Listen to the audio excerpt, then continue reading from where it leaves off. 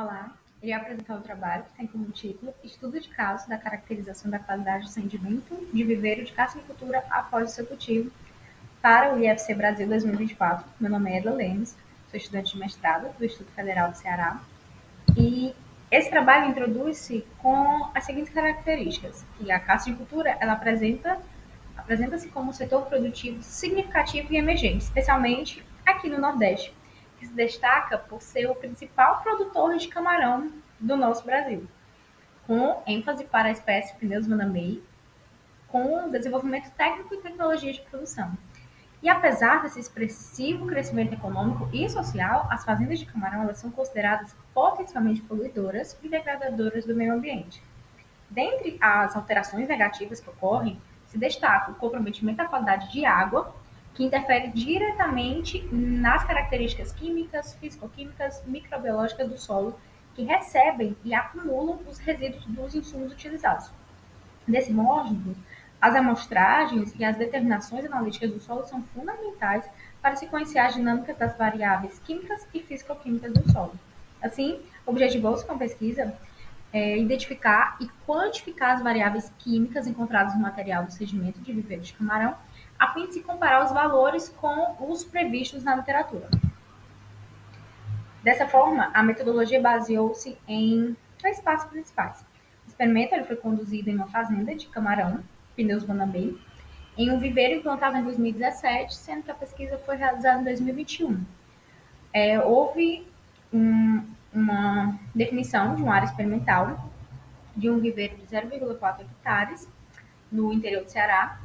E esse camarão ele tinha a criação semi-intensiva.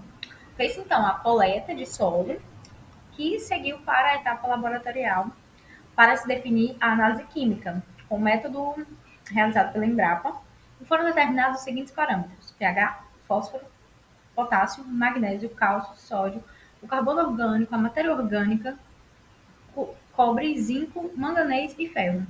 E após essa etapa em laboratório, fez-se as observações e verificações de todos os dados que foram obtidos, das análises físicas, das análises químicas do solo, e foram comparados a resultados da literatura.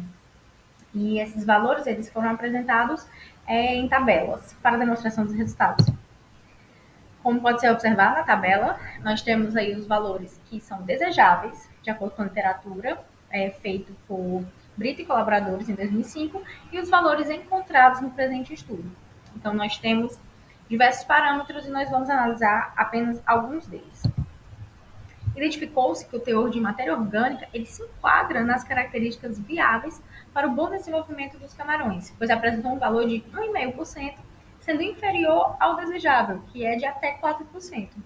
Pois quando há uma reduzida quantidade de matéria orgânica presente naquele viveiro, naquele solo, menor será a presença de fitoplânctons e menor o acúmulo dos sedimentos lá no fundo dos viveiros.